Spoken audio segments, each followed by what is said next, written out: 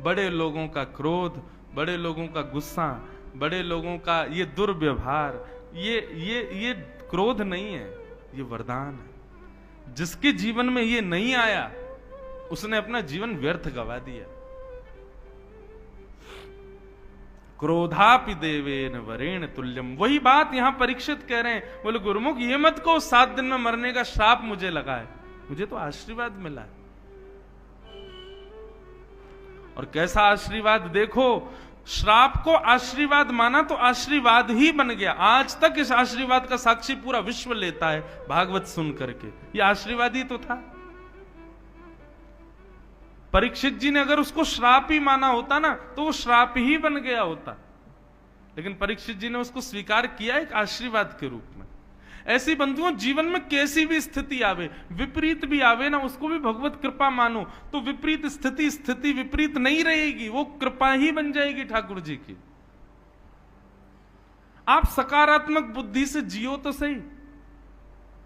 हमारे साथ ऐसा हो गया, हमारे परिवार में ऐसा हो गया, मत बोलो ये सब। आप उसको गलत मानोगे तो वो गलत है, लेकिन आप सोचो कि चलो ये गलत हुआ, कोई बात नहीं, ठाकुर जी की कोई और इच्छा होगी, शायद कुछ मंगल करना होगा।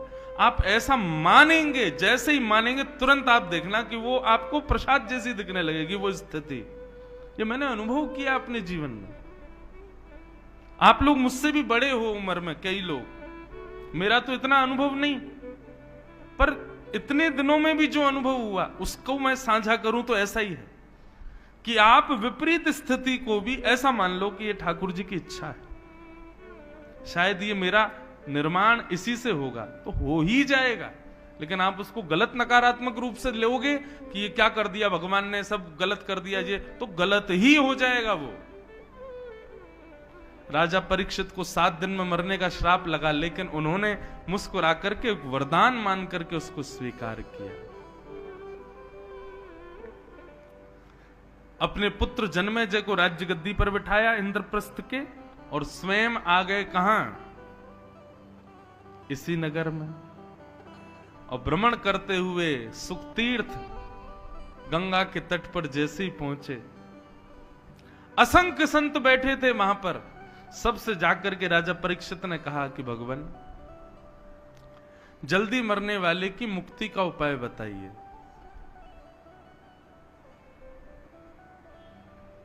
सबने अलग अलग भाव बताए, लेकिन तभी वहां पर श्री सुखदेव जी का आगमन हुआ। हाथ जोड़ करके सब लोग वंदन करो। तत्रा भवद भगवान व्यास पुत्रो यदिच्छया कामट मानो नपेक्ष अलक्षलिंगो निजलाव तुष्टो व्रतस्य वालै अवधूत भेष। बोलो सुखदेव जी महाराज की। अच्छा, यहां पर परीक्षित जी ने सुखतीर्थ में आकर के एक आसन लगाया और कहा जल्दी मरने वाले की मुक्ति का उपाय क्या है, इसका उत्तर जो भी दे इस आसन पर बैठ के दे। मेरे जीवन के 7 दिन बचे, मैं क्या करूं। तो किसी ऋषि की इतनी हिम्मत नहीं हो रही थी कि उस आसन पर बैठ जाएं। बोले कहीं हमने 7 दिन में मुक्ति नहीं दिलाई तो। लेकिन महाराज सुखदेव जी का कैसा स्वरूप, सीधे चलते हुए आए, आसन पे ही आके बैठे सीधे। मानो उनको इतना विश्वास था कि अब तो परीक्षित तुम हमारे हाथ में हो, हम ही पार करेंगे तुमको। ऐसा गुरु बंधुओं जीवन में सबको प्राप्त हो। सुखदेव जी आकर के विराजमान हो गए। परीक्षित जी ने चरणों में प्रणाम किया और चरणों में प्रणाम करते हुए कहा भगवान आप जैसे संतों का तो घर बैठ के स्मरण कर लें तो पवित्र हो जाते हैं, परंतु प्रत्यक्ष दर्शन मिल जाए तो कहना ही क्या है। नाथ, मैं आपके चरणों में प्रणाम करते हुए कहता हूं मेरे जीवन के केवल 7 दिन बचे हैं, मुक्ति का उपाय बताइए। मैं 7 दिन में मुक्ति कैसे प्राप्त करूं। अतः पृच्छामि संसिद्धिम योगिनाम परमम गुरुम पुरुषस्येह यत् कार्यम म्रियमाणस्य सर्वथा। मेरे जीवन के केवल 7 दिन बचे। और परीक्षित के इस भाव को सुन करके श्री अब सुखदेव जी यहां से बोलना प्रारंभ करते हैं। मैं ये भाव जब भी सुखदेव जी कथा में आते हैं तब ये भाव जरूर गाता हूं, और आज तो हम ही सुख तीर्थ में आए हैं, तो आज कैसे रह जाऊं। जिनकी शरण से आज मेरा जीवन है, जिनकी शरण से आज मेरी कथा से कितनों का जीवन चल रहा है, कितनों की कथा से कितनों का जीवन चल रहा है, ऐसे शरणागत वत्सल श्री सुखदेव जी को हम यही कहते हैं, तेरी शरण में आके मैं धन्य हो गया, तेरी शरण में आके मैं धन्य हो गया, तेरी शरण में आके मैं धन्य हो गया, तेरी शरण में आके मैं धन्य हो गया, वो तुझको अपना बना के मैं धन्य हो गया, तुझको अपना बना के मैं धन्य हो गया, जन्मों की प्यास थी जो, जन्मों की प्यास थी जो, जन्मों की प्यास थी जो, जन्मों की प्यास थी जो, संपन्न हो गया, तेरी शरण में आके मैं धन्य हो गया, तेरी शरण में आके मैं धन्य। श्री सुखदेव जी महाराज की। दिशा और दशा दोनों को जो सुधारे वो गुरु है। अनंत गुरुओं की ऐसी कथाएं आती हैं जिन्होंने अपने वचनामृत से, कल ही मैंने बताई थी, अंगुलीमाल को बुद्ध भगवान ने केवल एक बात कही और उसी से अंगुलीमाल का जीवन बदल गया। ऐसे ही एक भक्त का चरित्र भी हम हिसार में सुना रहे थे, घाटम दास जी। उनका नाम पहले घाटम ही था, दास जी तो वो बाद में बने। तो घाटम जी का चरित्र इतना सुंदर है कि घाटम जी जयपुर के पास के गांव के बहुत बड़े चोर थे, और उनका ये पुश्तैनी काम था। दादा परदादा परदादा सब चोर ही थे, वो भी चोर थे। उनके यहां एज अ बिजनेस देखा जाता था, इस काम को गलत नहीं मानते थे। तो रात्रि में जब लोग बाग निकलते थे उस नगर से, उस गांव से, तो घाटम जी बैठे रहते थे और उस व्यक्ति को पकड़ करके लूट लेके जाना, यही उनका काम था। एक बार घाटम जी बैठे थे, देखो भगवत कृपा कैसी, गुरु भी बंधुओं भगवत कृपा से ही आते हैं जीवन में। आप सोचो, जो लोग कहते हैं हम ढूंढ रहे हैं गुरु जी कोई मिल जाए तो बनाएंगे, कभी नहीं मिलेंगे। अपने कर्तव्य कर्मों को आप सुदृढ़ करो, ठाकुर जी कृपा करके अपने आप गुरु भेजेंगे आपके जीवन में। घाटम दास जी का कोई पूर्व संचित कर्म ऐसा रहा होगा जिससे उनको, एक दिन रात्रि चोरी करने के लिए जंगल में बैठे थे तो एक गुरु जी आए, एक संत आ गए। संत ने आकर के घाटम दास जी को जब देखा, ए भाई इतनी रात में तुम क्या कर रहे हो? संत भेष देख करके घाटम दास जी ने उनका हरण तो कुछ नहीं किया, बोले संत इनसे क्या लूं? बोले महाराज जी आपसे क्या छुपाऊं, चोर हूं मैं, चोरी करता हूं।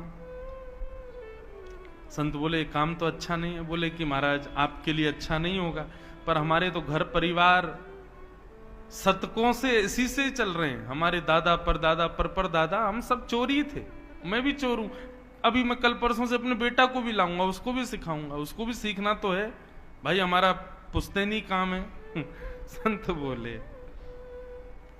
क्यों करते हो, गलत है ना, किसी की मेहनत की कमाई को तुम ऐसे लूट लेते हो। बोले तो हम भी तो मेहनत करके लूटते हैं, हमारी भी तो मेहनत है। वो व्यक्ति सत्कर्म करके कमा रहा है, हम मेहनत करके पूरा मंत्रणा बना के लूट रहे हैं, तो इसमें भी तो मेहनत है।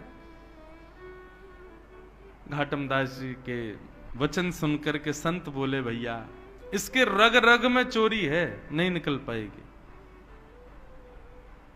संत ने उनके चरणों में, घाटम दास जी ने चरणों में प्रणाम किया। बोले आप आज्ञा करो, यदि आपके मन में कोई भाव हो तो।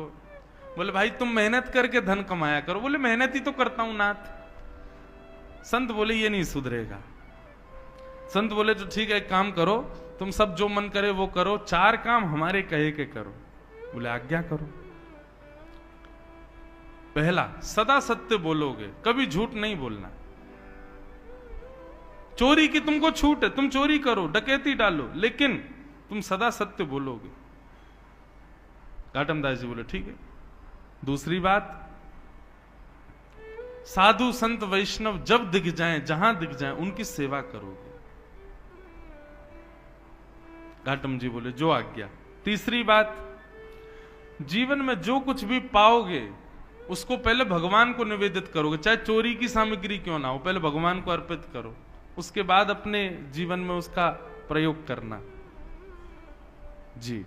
और राह चलते किसी भी मठ मंदिर को यदि देखो तो 100 काम छोड़ के पहले वहां प्रणाम करो, दर्शन करो, परिक्रमा करो, फिर आगे चले। ये 4 काम तुमको करने, समझ आ गए कौन कौन से? पहली बात सत्य बोलनी है, दूसरा संत ब्राह्मण वैष्णवों की सेवा करनी है, तीसरा कुछ भी सामग्री लोगे पहले ठाकुर जी को निवेदित करनी है, प्रसाद बना के उसको स्वीकार करना है, और चौथी बात, राह में कोई भी मठ मंदिर मिले पहले वहां प्रणाम करो, फिर आगे चलो। घाटम जी बोले ये तो मैं कर सकता हूं, बस चोरी की छूट है। बोले हाँ खूब चोरी डकैती करो, बस ये 4 काम ध्यान रखना। ऐसा कह के संत चले गए। घाटम जी तो महाराज जब ऐसे ही रहने लगे, सत्य बोलते थे, संतों की सेवा करते थे, कोई भी चोरी करते पहले भगवान को देते, फिर अपने प्रयोग में लेते, और कहीं भी कोई मंदिर मिलता प्रणाम करते। गुरु के बताए मार्ग पर चल रहे थे तो चोरी में उनको और ज्यादा लाभ होने लग गया। अब ज्यादा ज्यादा गहने मिलने लगे और ज्यादा उनके घर को लाभ होने लगा। घाटम जी बड़े खुश, बोले बढ़िया गुरु जी मिले हैं, बस ये 4 सरल से नियम बता गए हैं, सब बढ़िया चल रहा है। एक दिन गुरु जी ने घाटम जी को निमंत्रण भेजा कि हमारे मठ का उत्सव है, पधारो और कुछ सेवा करो यहाँ पे। तो घाटम जी बोले गुरु जी के उत्सव में सेवा करनी है, कोई छोटी मोटी सेवा नहीं, ऐसी सेवा करूं कि पूरा उत्सव का सारा खर्चा मैं ही करूं, तब मुझे सुख मिलेगा कि मैंने गुरु जी को दक्षिणा दी। बोले उसके लिए बड़ी चोरी करनी पड़ेगी, क्या करें? तो बोले कि महाराज जिस नगर में हम रहते हैं वहां के राजा के बड़े मूल्यवान घोड़े हैं, यदि एक घोड़ा उनमें से चुरा लिया जाए और उसके बदले जो धन आए वो इतना धन होगा कि गुरुजी के एक नहीं 6-7 उत्सव मैं ही करवा दूंगा। तो घाटम जी ने एक सिपाही का रूप धारण किया, राजा के दरबार में जाने लगे। द्वारपालों ने पूछा कहां भाई, कहां कहां कहां घुसे चले जा रहे हो भीतर, कौन हो? थे तो सिपाही वेश में। अब पूछा कौन हो, तो सत्य बोलते थे। बोले चोर हूं, चोर हूं, चोरी करने आया हूं। तो सिपाहियों को ऐसा लगा कि भैया ये कोई राजा का अंतरंग व्यक्ति है और हमने इससे पूछ लिया कि तुम कौन हो, तो इसको बुरा लग गया है, इसलिए ये व्यंग में बोल रहा है कि चोर हूं। अरे भैया क्षमा करो, जाओ जाओ भीतर जाओ। घाटम जी बड़े खुश, सत्य बोल रहा हूं फिर भी देखो आज्ञा मिल रही है, जाओ। घाटम जी भीतर गए, राजा के 4 घोड़े थे, उनमें सबसे महंगा घोड़ा काला वाला था, वही चुराया, उस पर बैठ करके और महाराज बाहर निकलने लगे। तो सिपाहियों ने फिर पूछा, बोले ये तो राजा का घोड़ा है, इसको लेके कहां जा रहे हो? बोले बताया था ना चोर हूं, चोरी करने आया हूं, घोड़ा चोरी करके ले जा रहा हूं, अपने घर बेच दूंगा इसको। सिपाहियों को फिर लगा, बोले अब तो कुछ ज्यादा ही बुरा मान गए लगते हैं ये हैं? ये कोई राजा के कार्य से आया व्यक्ति है, हम बार बार इसको टोक देते हैं तो बेचारा बुरा मान जाता है, अपने आप को चोर बताता है। अरे भैया क्षमा करो, तुम जाओ जाओ ले जाओ। घाटम दास जी ले गए। घाटम दास जी घोड़े पर बैठे, बोले गुरुजी की पहली आज्ञा पूर्ण हो गई। गुरुजी ने कहा था जो भी सामग्री लो पहले ठाकुर जी को निवेदित करो। हे ठाकुर जी, ये घोड़ा आपका ही है, ये राजा का नहीं है। मेरी मन बुद्धि स्वीकार कर चुकी है, ये आपका है। ऐसा कह करके जा रहे थे। अब राजा को कहीं निकलना था, उसने अपने घोड़े बुलाए। किसी ने आके बताया, बोले एक काला वाला घोड़ा तो है ही नहीं महाराज। पूछा गया तो सिपाहियों ने बताया, बोले एक व्यक्ति आया था, वो लेके चला गया। पूरी बात बताई, बोले उसने बताया भी था मैं चोर हूं। राजा बोले तो तुमने उसको पकड़ा क्यों नहीं? बोले हमको लगा इतना सत्य कौन बोलता है, वो बोल रहा था कि मैं चोर हूं, चोरी करने आया हूं, जाके बेच दूंगा। तो हमको लगा महाराज का कोई निजी सेवक है, बुरा मान गया इसलिए ऐसे बोल रहा है, इसलिए छोड़ दिया। जाओ पकड़ो, ज्यादा दूर नहीं गया होगा। सैनिक दौड़े पीछे।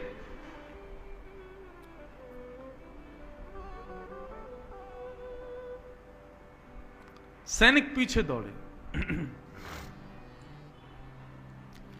अब यहां घाटम जी घोड़ा लेकर के जा रहे थे। रास्ते में ही एक मंदिर मिल गया और मंदिर में पूजा सेवा चल रही थी। घाटम जी को वैसे भागना तो था, बोले भैया पीछे सैनिक लगे हैं, लेकिन नहीं, कोई बात नहीं, पकड़े जाएंगे तो ठीक है, गुरु आज्ञा रक्षा करेगी। गुरु जी ने कहा था पहले मंदिर प्रणाम करना। घोड़े को एक पेड़ पर बांध दिया, घाटम जी भीतर चले गए।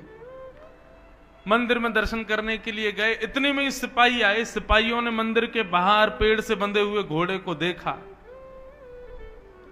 घोड़े की कद काती और उसका नैन नक्श तो सब वही थे जो राजा के घोड़े के थे, पर उसका रंग अब श्वेत हो गया था। वो काला नहीं था, अब सफेद हो गया था। क्यों? क्योंकि घाटम जी ने उसको भगवान को निवेदित कर दिया था। बोले ठाकुर जी आपका है। ठाकुर जी ने उसका रंग ही बदल दिया।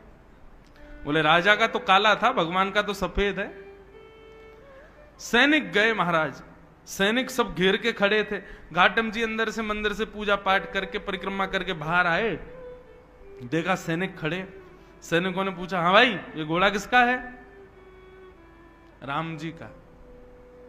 सत्य बोल रहे हैं, मैंने तो निवेदित कर दिया उनको। बोले तुम राजा के यहां से चुरा के लाए हो ना इसको? बोले हाँ ये बात सत्य कि राजा के यहां से चुराया, पर मैंने अब ये ठाकुर जी को दे दिया है, अब ये ठाकुर जी का है। तो क्या बकवास करते हो? और ये काला था, ये गोरा कैसे हो गया? बोले वो तो मैं भी सोच रहा हूं कि ये गोरा कैसे हुआ। मुझे ऐसा लगता है राम जी को गोरे घोड़े पसंद होंगे, इसलिए उन्होंने इसको गोरा कर दिया। सैनिकों के दिमाग में बात ही नहीं घुस रही घाटों की। बोले बोल क्या रहा है? बोले भाई कद काटी तो वही है, सब नैन नक्श वही है राजा के घोड़े के जो थे, ये गोरा कैसे हो गया? तो घाटम जी बोले मैं बोल भी तो रहा हूं कि मैंने चुराया, और जब चुराया था तब काला था, पर राम जी को निवेदित किया तो गोरा हो गया। सैनिक बोले ऐसे काम नहीं, इसको पकड़ के ले चलो, ले चलो इसको। पकड़ के राजा के सामने ले गए।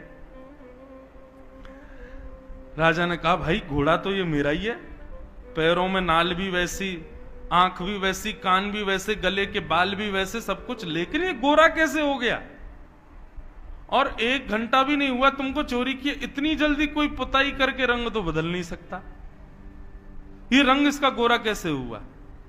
घाटम जी बोले क्योंकि नाथ ये पहले आपका था, अब ये राम जी का है। बोले राम जी का मतलब? बोले मैंने राम जी को निवेदित कर दिया, उनको दे दिया, प्रसाद बन गया, अब ये उनका प्रसाद है, उनको गोरे घोड़े पसंद होंगे इसलिए गोरा हो गया। आपका ही है, मैं मानना हूं मैंने ही चोरी किया है, पर ये अब राम जी को दे के मैंने गोरा करवा लिया। राजा का भी सर घूमने लगा। बोले ये कैसा व्यक्ति है, क्या बोल रहा है? बोले सुनो ये झूठ बोल रहा है, ये चोर को बचाने का प्रयास कर रहा है। चोर तो इसने भगा दिया असली घोड़े के साथ, और ये नकली घोड़ा लाके हम लोगों को गुमराह कर रहा है। नहीं नहीं महाराज मैं झूठ नहीं बोलता, ये आपका ही घोड़ा है। बोले यदि ये मेरा घोड़ा है तो मेरे घोड़े की एक पहचान है कि उसके गले के पास में एक मस्सा है बालों के भीतर। बोले देख लो। आकर के महाराज बाल हटा करके देखे, राजा तो महाराज मूर्छित जैसा हो गया, मस्सा दिख गया उसको। बोले असंभव, ये गोरा कैसे हो गया? बोले मैं बता रहा हूं ना, ये राम जी को निवेदित कर दिया मैंने। राजा चरणों में गिर गए, भैया तू क्या बला है, तू ये बता पहले। सत्य भी बोल रहा है, चोरी भी कर रहा है, सबको बता भी रहा है मैं चोर हूं, सब कुछ कर रहा है, और अब तो ये है क्या? बोले मैं अपने गुरु की आज्ञा का पालन कर रहा हूं, मैं चोरी करता हूं, चोर हूं, पर मैं सत्य बोलता हूं। जो भी सामग्री चुराता हूं पहले भगवान को निवेदित करता हूं, संतों की सेवा करता हूं, और कहीं भी मंदिर दिखे, मठ दिखे तो प्रणाम करता हूं। महाराज राजा बोला ये चोर बनने योग्य व्यक्ति नहीं है। बताओ कितना सत्यव्रत अपने गुरु के वचनों के प्रति।